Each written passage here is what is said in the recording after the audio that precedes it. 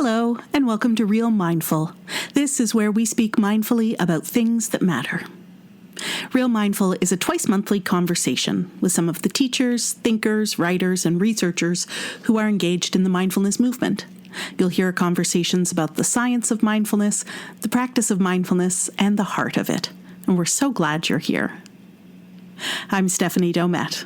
I'm the managing editor at Mindful Magazine and mindful.org, and this is Real Mindful.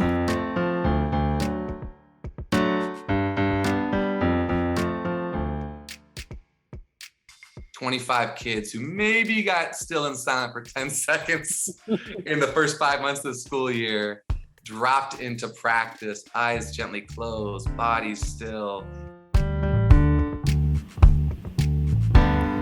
That's J.G. Larochette. He's the founder and director at the Mindful Life Project. Mindful Life Project is a nonprofit J.G. started almost a decade ago to help bring the transformative power of mindfulness and its tools to school kids and school communities. The Mindful Life Project is a charitable partner of this year's Mindful 30, our annual 30-day meditation challenge that runs every September. And it's late in September now, but you can still sign up to receive 30 days of mindfulness instruction straight to your inbox from some of our favorite meditation teachers, people like Sharon Salzberg, Barry Boyce, Shalini Ball-Milne, Rashid Hughes, Sarah Ivanhoe, and more. And your subscription to the Mindful 30 helps support the Mindful Life Project. And we'll drop a link to both Mindful 30 and the Mindful Life Project in our show notes so that you can check both of them out and decide. Now, I had the chance to catch up with J.G. Larochette recently to find out how Mindful Life Project got started and what impact it's had on thousands of lives, including his own. I hope you enjoy this conversation as much as I did. Hello, J.G., and welcome to Real Mindful. Hello, Stephanie. Thanks for having me today. J.G., you found mindfulness at a particularly turbulent time in your life. When you cast your mind back, what do you remember about your first few meditation sessions? Oh, wow. I got chills when you asked that question, Stephanie. A little context. I was a classroom teacher here in Richmond, California. Before that, I was a coach on the playground during recess after school. With amazingly resilient young people, and also systemic issues that led to our kids not having the mental and emotional supports they deserved, as well as me as an educator being burned out. So it was a deep suffering that happened in 2011 after many years of trying to push through being the educator that I wanted my own kids to have, but also being the advocate community voice. So it was many years of pushing, not really finding the pause, not taking care of myself.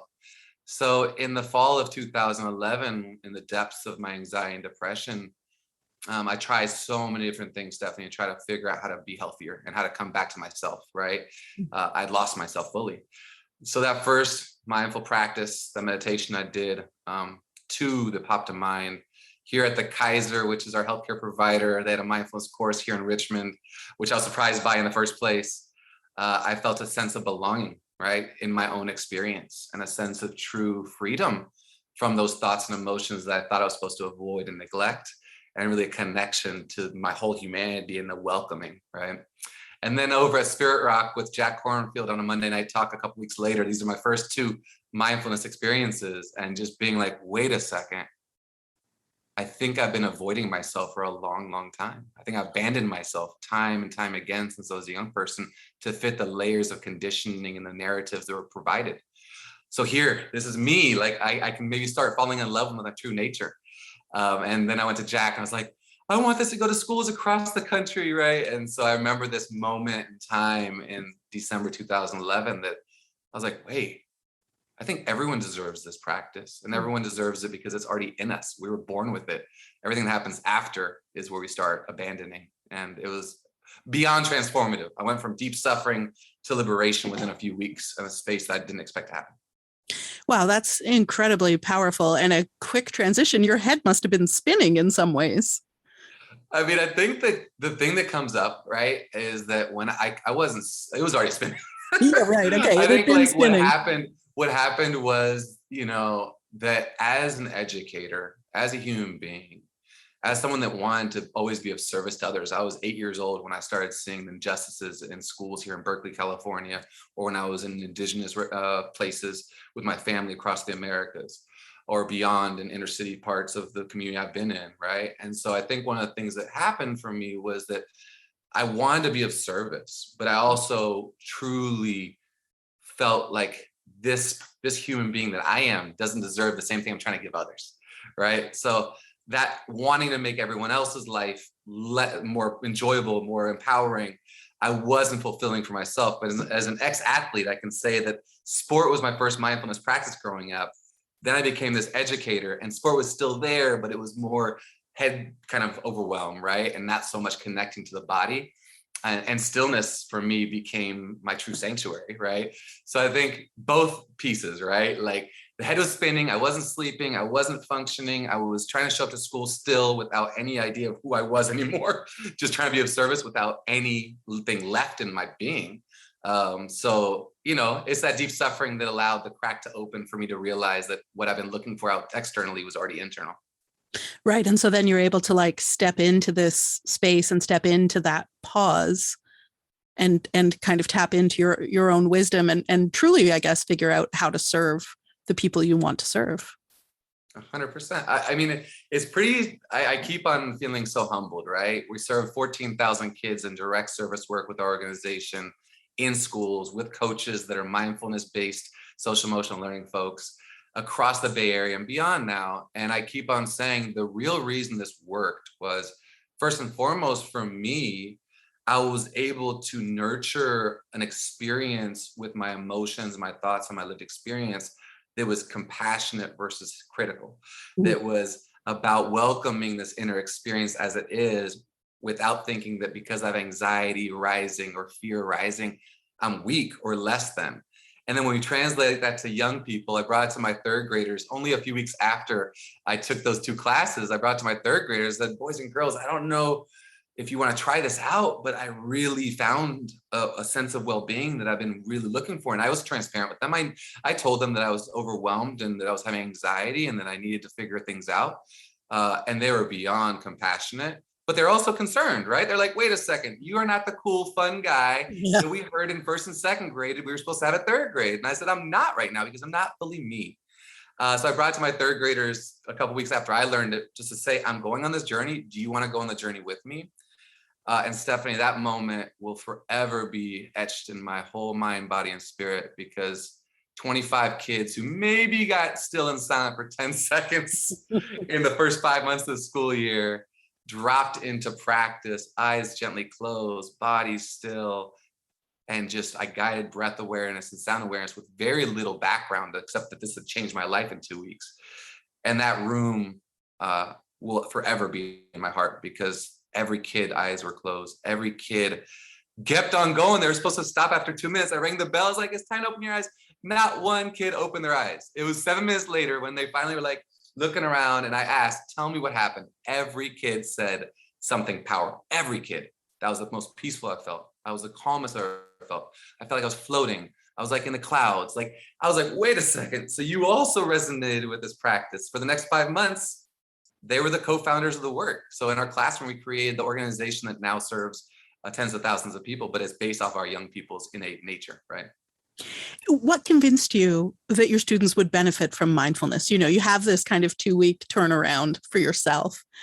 What was it in you that saw right away, this is something I should bring to these kids? That's a great question. I think that first and foremost, I'll fully transparent.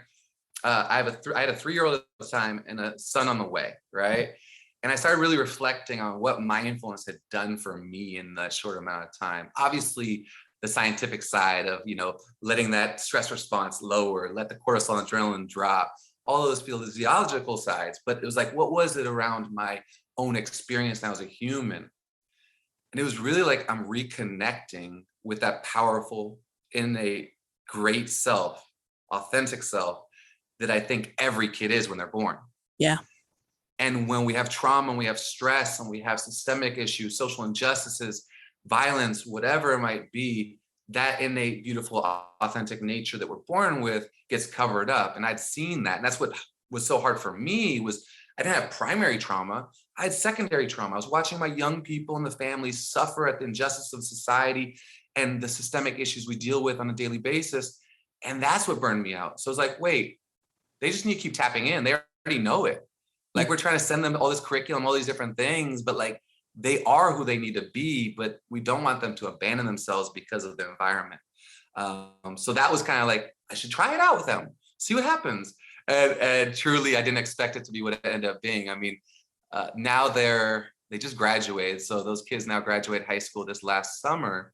And just thinking through kind of like that journey that they went on with me and how important it was for each of us at that time. And now how important it is that it wasn't at a time where mindfulness was cool, right? Yeah. Especially because it was getting colonized in a lot of ways, right? With the Lululemon or that kind of stigma of like, this is for white elite, rich people versus like, this is from people of color. This is thousands of years old. And there's ways we can frame it so it's inclusive of every human being beyond any gender, race, creed, language, right? This is us as humans.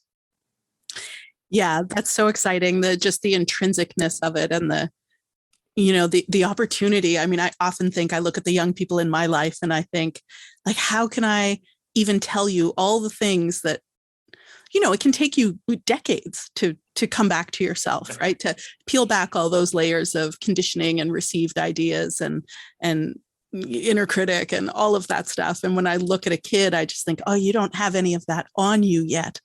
And like, how can we best equip you to resist that stuff and keep it from accruing to you? And so, mindfulness is one of those tools, right? 100%. I think also that's a great piece that you're saying, because as much as mindfulness for youth is super important, because it's tapping into that innate piece that they haven't abandoned yet or are abandoning but don't need to, the adults often are the reason we abandon ourselves as young people. It could be messages from media. It could be messages from adults at schools. It can be from family members where you're not good enough. You should be this. You have this. Why aren't you more like your sister? Exactly. The comparison. And then like, you got anger problems, right? Mm-hmm. Like I always say, especially in the work that we do, like one of the most powerful things is that emotions and thoughts aren't who we are. They're just experiences that are coming and going. But when you label a kid, and I saw this in schools, right? Where it's like a 5-year-old and all of a sudden they're already famous for being the troublemaker or the kid who no one wants to have in their class.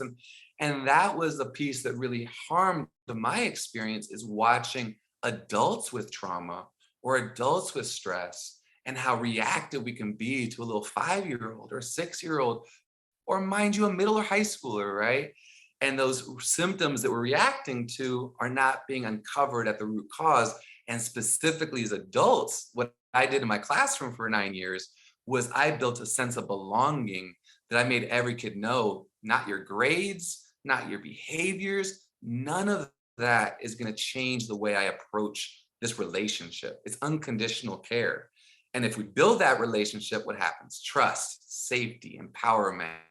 And so I saw it happen in my class, but what I didn't do is I didn't do that for myself, right? And so that's why I believe that mindfulness, beyond, as we know, it could be a global transformation tool at a scale that we haven't seen yet. But I think an education is key, because our education system really forces that stress response and this conditioning of, you have to be this as a school staff member, you have to be this as a student. I couldn't read until 3rd grade very well, and I became a 3rd grade teacher. I always told that to my kids. We all have different needs, right? We all learn at different times, and we all have skills that are amazing in different ways.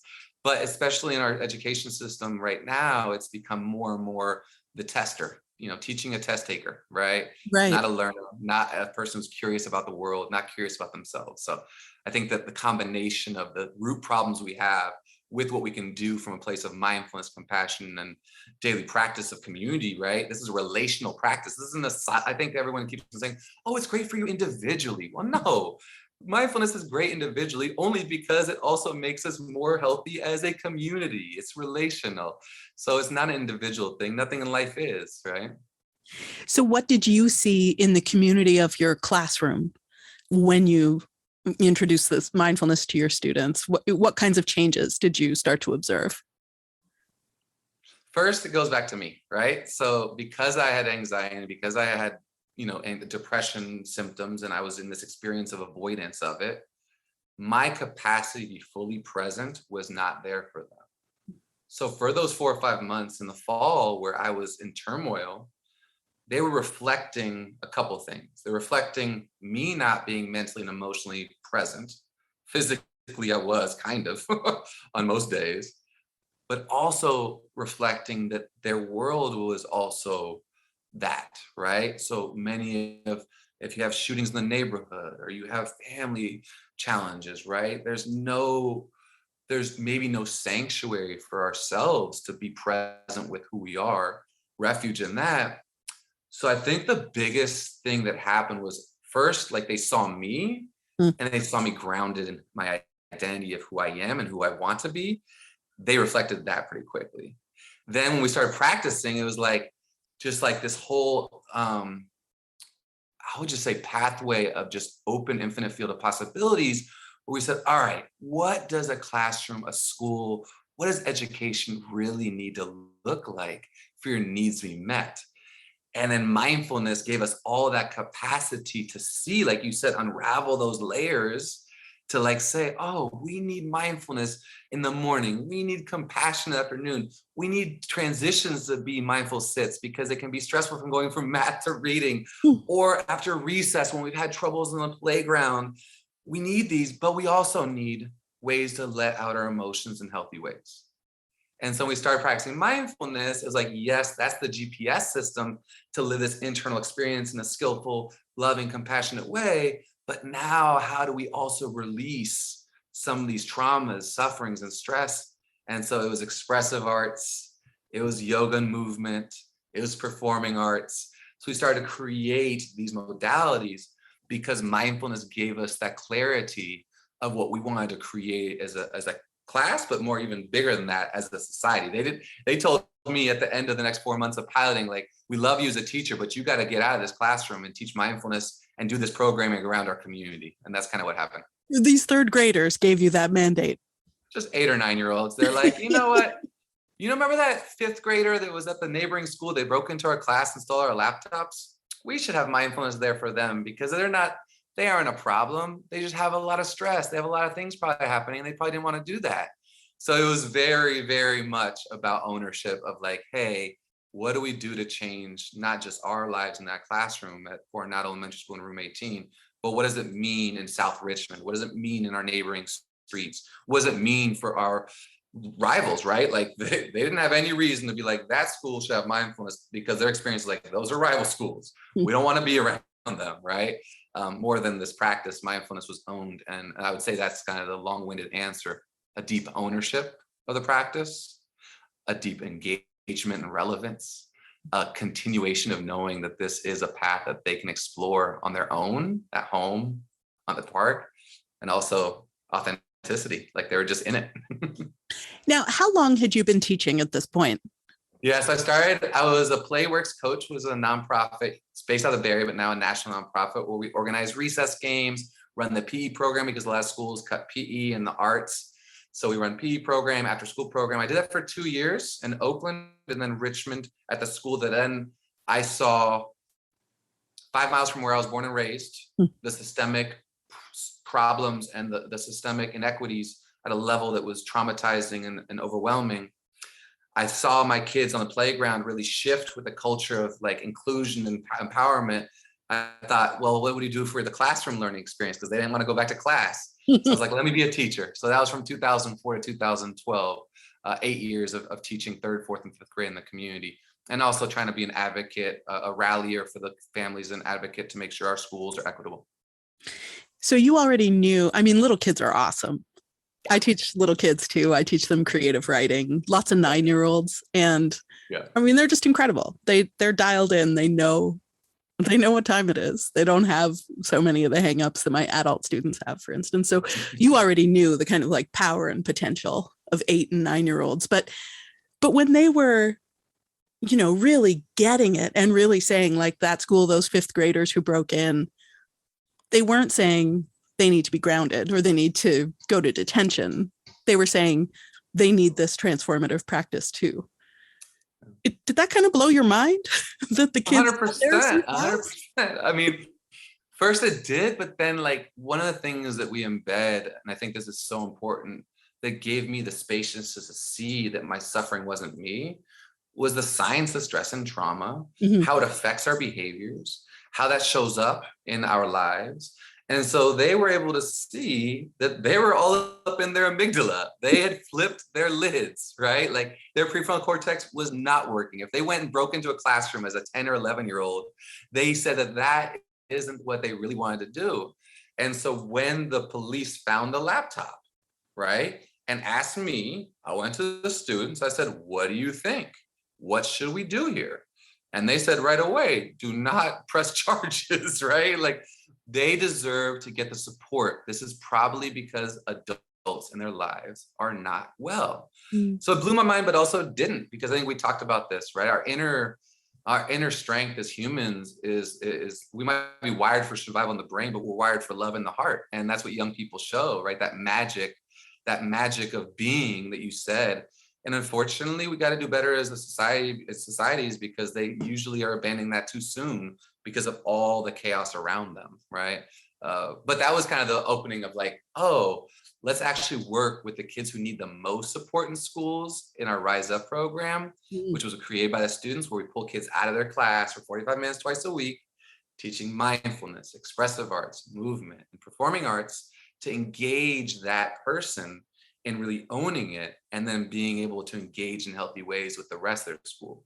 So that was our flagship program, and it was mixed up of students who were struggling with behaviors due to trauma and kids who are thriving socially and academically, because oftentimes those two populations are told they shouldn't be around each other. That's right. Either explicitly or implicitly. So I was like, okay, what do we do? And I remember students saying, well, I sit quietly in class while other kids are misbehaving, they get all the attention. So I was like, well, what do we do to change that? Well, we should create groups with both sides to build compassionate communities. So that was our first program. And then quickly, a few months after that, in 3 schools, it was like, did you see how stressed out teachers are? Did you see how kids that don't have mindfulness are maybe engaging in unhealthy ways with those other students that are coming back from groups? And then it was our second program, Mindful Community, that we created because of that, where every kid on a school campus once a week with their teacher in the room get our mindfulness-based social emotional learning from us teaching it and coaching it. So I think that's kind of like the pathway of community change, was really innately that they already knew the answers. And was it as readily accepted by the larger school community? It sounds like the kids were on board, easy, like a slam dunk. But what about the larger school community, the administrators, the parents, and all that? So parents were 100% behind. I remember I didn't expect it, but I was like, wow, like parents are engaging. And I think I built trust and relationship with parents that was there.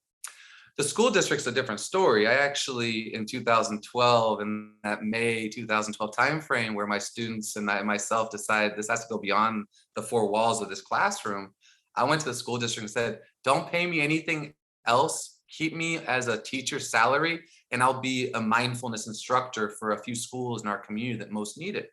Oh, that was a quick no. No. And I was like, so I'm being forced to start a nonprofit, I guess. I don't know anything about business. I don't know anything about organizational development. I don't have any funding. Like, what's happening? But that was kind of the push that helped create Mindful Life Project, the students' voices, my family support, and my own innate knowing, deep knowing that this had to happen. And now that we have 45 staff, serving so many students, it's kind of wild to think back to like, I was just a teacher. Right. And all I wanted to do was get the same salary, which was very low as here in California, especially in our district. Get paid very low compared to other districts across California. But it didn't work out. And I guess that was a blessing. Yeah, it worked out in this much larger way. And so, like, how do you teach mindfulness to kids? Like, what's the gold standard for that? I assume in the beginning you were just doing like a basic version of what you'd been taught. Totally. So I had been originally, in the first couple of months, I was taking these classes I've been taking and making them kid appropriate, right? Really trying to get them to engage, bring the relevance to them, because if kids don't have relevance, it's like, why are we doing this? And as an educator, like, if you don't know the why are you even saying it as an adult? And then that connection of like ownership. And so that was the beginning. Then I was lucky with Mindful Schools, which was just down the road. Megan Cowan and Christina Costello both took me on and said, hey, we hear that you're doing this. We hear you need support. I asked them for a job and they're like, well, unfortunately, we're moving towards train the trainer model. And also your district said no to us. So we got to know, you got to know.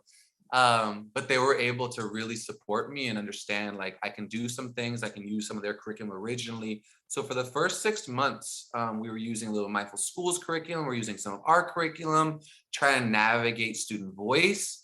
And that's really what happened for the next years. We started getting student feedback. We looked at age appropriateness. We looked at cultural relevant pedagogy, right? How do we make sure that our young people are connecting with these lessons in the way that they really connect beyond just the lesson? So now over the last 8 years after that, we are just continually evolving our 3 main curriculums. So we have a TK through 2nd grade curriculum called the Brain House, which basically has literally a poster and lessons that go with an upstairs brain, which would be our prefrontal cortex, breathing Bruno, listening Leslie, name it Nairi, body scanning Sammy, represented by these stuffed animals, of course, very much TK through 2nd grade. And then downstairs friends are our angry Rex, sad Selena, nervous Nasir, and they get to know that they both belong. And then they get their mindful sits with their upstairs friends, and they start creating kind of the way to live it, both in the stillness, but then outside of, like, when we're in our experience. And then we have an upper grade curriculum, 3rd through 5th grade, which is then getting deeper practice, more relational practice, because until you're 8 years old, the world revolves around you. But at 8 years old, you start noticing that your being is also intertwined in others. And so that we have that up curriculum that's much more deep, kind of relational and stillness practice. And then our middle school curriculum. And we never stop, right? Our curriculum is ever evolving. We never think we're going to be done with it because lived experiences change, right? Right now, in the pandemic, we can't just use exact same lessons. We had to adapt and change our lessons to meet the relevant point of our lives. And that's, for us in mindfulness, is so key that we can come in with lessons. But what's really important as mindfulness practitioners and coaches for young people is that we really use what's actually there, right? Which can be sounds, it can be emotions, it can be thoughts, it can be toxicity of the school culture or something happened in the neighborhood. So how do we connect these practices in a way that young people are going to use it? And it's been amazing to watch how they bring it home to their families, how, after recess or after school, we see kids in their mindful sits because they were trying to resolve conflict together, right? So the ownership. What do you mean, like, they are organizing themselves into little mindfulness moments? Oh, most definitely. Oh, frequently. Come on, tell me about that. I mean, from 5-year-olds, it's amazing. I mean, we've had from all ages, right? I can think of one time that was recent, before the pandemic, because we're just going back to in-person learning here in California, but that there was a conflict on the playground by 6-year-olds. 3 kids who'd been getting quite a bit of challenging situations on the playground, had a conflict, and the teacher saw them down, the way, but they didn't see her. And next thing she saw them was talking about something and then sitting on the playground structure. And when she came a little closer, she saw that their eyes were closed. Oh, come on. And she was like, are they doing a mindful sit right now? And that's exactly what happened. They talked it out. Teacher didn't engage at all, just stayed back. And next thing she knew, their relationships were so much better moving forward. And there were 3 kids who were having a lot of toxicity, and they kept on practicing. And so we talked to them in our small group work. We talked to them in whole class. We showed, like, that is the change. And we see that pretty often. We had another kid in another school that was, like, creating mindfulness club at the garden of the school during lunch. If you have any issues, I have some nice mindful sits for you. This is a 4th grader, right? I have some nice mindful sits for you, and I even have some beautiful nature to share with you. So this kid, and this is, like, in a community where there is violence on a daily basis, where usually outdoors can be unsafe, in at least in the feeling. They just constantly have this mindfulness club. Kids will come in when they want to. They're having challenges, they join. He'll put a rock or 2 in their hands to feel grounded, right? And next thing, and this is all, like, a lot of what we do is just be conduits for young people to really own it and kind of share the path. And so our programs are always about that. Yeah. And what do you make of that, of the way they take it on and make it their own in that way? First and foremost, that is who we are authentically, right? That we are social beings, that we care about each other, that kids are connected to compassion and empathy, that they can get hardened because maybe the compassion and empathy hasn't been shined on them. But when they get it shined on them and given the skill sets and community of practice, they will flourish. And I would say the second part of it is adults getting out of the way, right? Like, right, I think that's key for us in education. We often try to solve the problems for our young people. Or as a parent, I try to solve the problems for my kids. Sure. I can offer guidance. I can be inviting of what I think about it. But at the end of the day, they're going to be the ones that choose the path. And we can just offer the different paths. And that's what we're all about. I have a story, one more story, of a kid who was getting suspended from school every day when he was on the playground. This was September, quite a few years back when we started the organization. And what I kept on telling the kids when I was teaching and my teammates was like, hey, we just want you to have the power to choose. We want you to choose your response, not automatically react. And mindfulness allows us both the physiological side of creating that space and time, the reduction of cortisol and adrenaline that often makes us react and other stress hormones, but it also provides us that stillness space. We can choose how we engage or don't engage. And this kid was fighting often because of very little reasons. A kid took a ball from me. The kid looked at me funny, right? Things that triggered a stress response into going into fight, flight, freeze. And obviously it was fight. First thing you do is throw punches.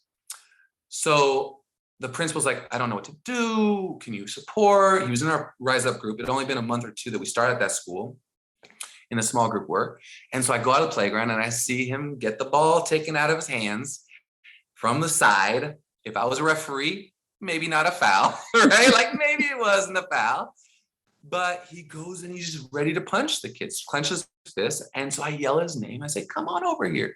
And he looks at me. He's like, I'm going to beat him up. I get it. Come here first though.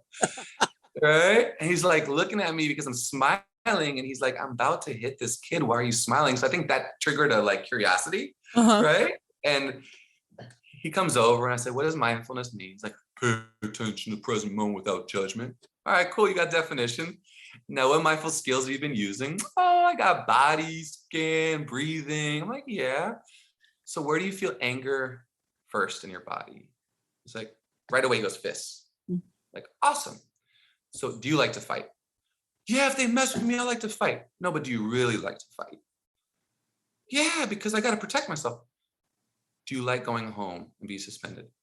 No, it's super boring. My mom doesn't let me play video games. All right. Do you like to fight? Not really. I don't like it, but I feel like I have to. I said, well, I want you to choose if you punch or not. That's all I want for you. I want you to have that choice.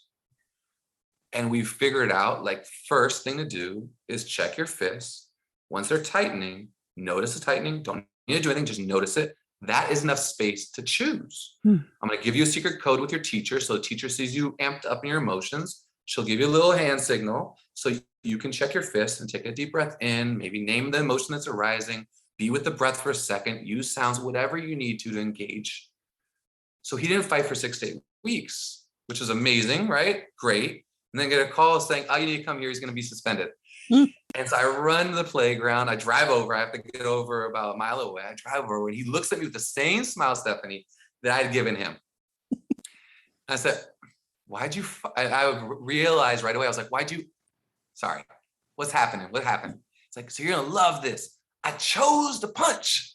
And I'm like laughing now. I shouldn't be laughing. I'm like, okay, there must be more to the story. He's like, there is, but this is what happened. So 3 upper 6th graders, I'm a 5th grader, cornered me in the corner near the portables. There were no adults. They put me on the ground. And so I'm calling for help. No one's coming. So that was my first choice. I chose to yell for help. No one came.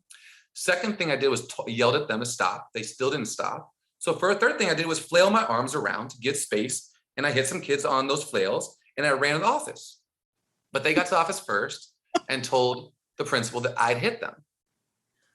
I was like, gotcha. So you chose because you're your last resort. And that's the lesson I wanted for you. He's now 20 years old. He moved across to Indiana all the way from Richmond, California. But he called me up and we're still in communication. He said, mindfulness was that practice that helped me not get engaged in gang life, not get engaged in gun violence. And it was really, and it was a rough middle school and high school experience for me.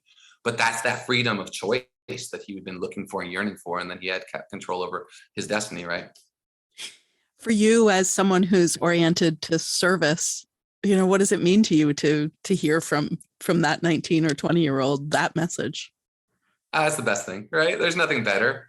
And we also have we have about 5 of our staff that are former students of ours, right? So we're getting to the point, that it's a cycle, right? And it's just a beautiful thing for young people to be able to know that this practice was theirs. We didn't give it to them.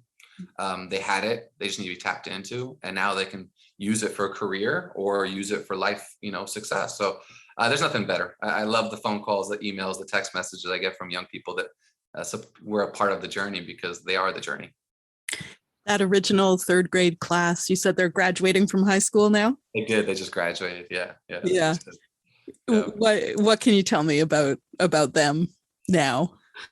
It's a beautiful thing, because I just look back and they're all I've been lucky enough. I think there's only a few that I haven't heard from recently, but they're all looking happy and healthy, right? They seem to have had a journey that was different than the classrooms I had before, to a certain extent, and they're all really achieving, right? Their own visions, their own dreams. I just wish I could stay in touch with them more. That's that educator in me, was I just want to be around them still. And I want, but a few of them are in our organization too. So they are in many ways, but yeah, it's been fun to watch just kind of how they've developed, and will always, and I say this then when I do see them or I'm messaging with them, they will always hold a transformative place in my life, and are the biggest teachers and learners I've ever experienced with. And for that, I'll always be grateful.